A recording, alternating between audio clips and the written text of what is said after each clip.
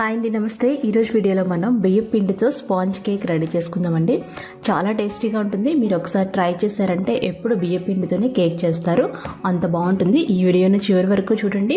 చాలా ఫ్లఫీగా, చాలా స్పాంజీగా చూడండి. మంచి కలర్ వచ్చింది కదా. ఇలా రావాలంటే ఈ వీడియోని మీరు చివరి వరకు చూడండి. యాజ్ ఇట్ ఈస్గా ఇలాగే మీరు కూడా ఇంట్లో చేసేస్తారు. దీనికోసం ముందుగా మనం 3 గుడ్లను తీసుకొని బ్రేక్ చేసి ఒక గిన్నెలోకి వేసుకోవాలి. వాటిని బాగా గిలగొట్టాలి. ఇలాంటి ఒక విస్కర్ తీసుకొని బాగా గిలకొట్టాలి. అందులో 1 కప్పు పంచదార పొడి వేయాలి. అన్నీ ఒకే కప్పుతో కొలుచుకోవాలి. ఇక్కడ నేను చిన్న కప్పు తీసుకున్నాను అనమాట. దాంతో పంచదార పొడి వేసి మళ్ళీ బాగా కలపాలి. పంచదార కరిగేంత వరకు బాగా కలపాలి. అందులో 1/2 టీ స్పూన్ ఉప్పు వేసి మళ్ళీ కలపాలి. ఇప్పుడు అందులో 1 కప్పు బియ్యం పిండి వేయాలి. మనం ఏ కప్పుతో అయితే పంచదార తీసుకున్నాం అదే కప్పుతో 1 కప్పు బియ్యం పిండి, 1/2 కప్పు బొంబాయి రవ్వ అంటే ఉప్మా రవ్వ వేయాలి. ఈ మిశ్రమాలన్నీ కూడా బాగా మిక్స్ చేయాలి. చూసారు కదా, మొత్తం ఇవన్నీ కలిసేలాగా ఒక 2-3 నిమిషాలు బాగా కలపాలి. కేక్ టెక్స్చర్ అనేది ఇలా కలపడంలోనే ఉంటుందండి. సో మీరు ఒక 2 నిమిషాలైనా ఖచ్చితంగా కలిపి తీరాలి. అప్పుడు మనకి ఫ్లఫీ కేక్ వస్తుంది. చూసారా, ఇలా ఫోల్డింగ్ కన్సిస్టెన్సీ వచ్చింది. ఆ తర్వాత 1/2 కప్పు రిఫైన్డ్ ఆయిల్ వేయాలి. ఏదైనా స్మెల్ లేని నూనె వేసుకోండి. 1/2 టీ స్పూన్ వెనిలా ఎసెన్స్ లేదా యాలక్కాయల పొడి కూడా వేసుకోవచ్చు. ఇవన్నీ వేసి మళ్ళీ బాగా కలపాలి.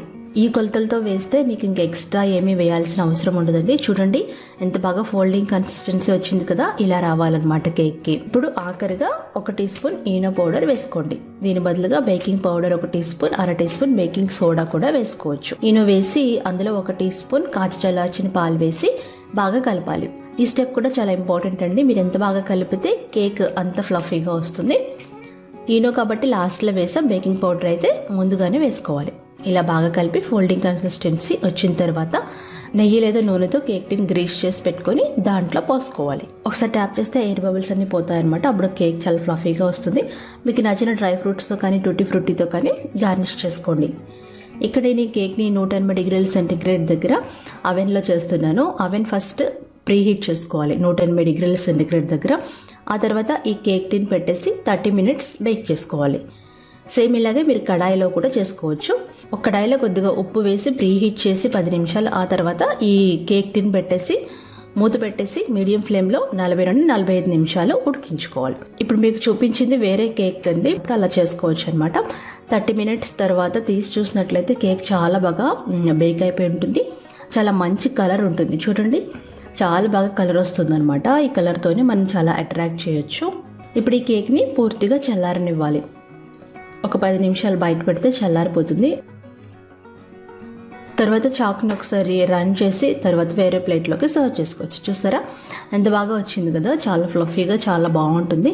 దీన్ని మీరు నచ్చిన షేప్లో కట్ చేసుకోండి. అన్ని ఇంట్లో ఉండే వస్తువులే కదండి. మీరు తప్పకుండా ఈ కేక్ ట్రై చేయండి. చాలా టేస్టీగా ఉంటుంది. ఈ కేక్ ఒకసారి టేస్ట్ చూసారంటే మీరు నార్మల్ కేక్ చేయడం మర్చిపోతారనమాట. అంత బాగుంటుంది. ఎప్పుడు ఇలాగే చేస్తారు బియ్యం పిండితో. చాలా చాలా టేస్టీగా ఉంది. మీరు తప్పకుండా ఈ ఫ్లఫీ కేక్ని ట్రై చేయండి. చూడండి ఎంత బాగా వచ్చిందో. చాలా ఫ్లఫీగా, చాలా స్మూత్గా, చాలా బాగుంది కదా. మంచి కలర్ కూడా వస్తుంది పైన కింద కూడా. మీరు ఇలా ట్రై చేయండి. ఈ వీడియో మీకు నచ్చినట్లయితే లైక్ చేయండి, షేర్ చేయండి, కామెంట్ చేయండి. అలాగే నా ఛానల్ని సబ్స్క్రైబ్ చేసుకొని బెల్ బటన్ని క్లిక్ చేయండి.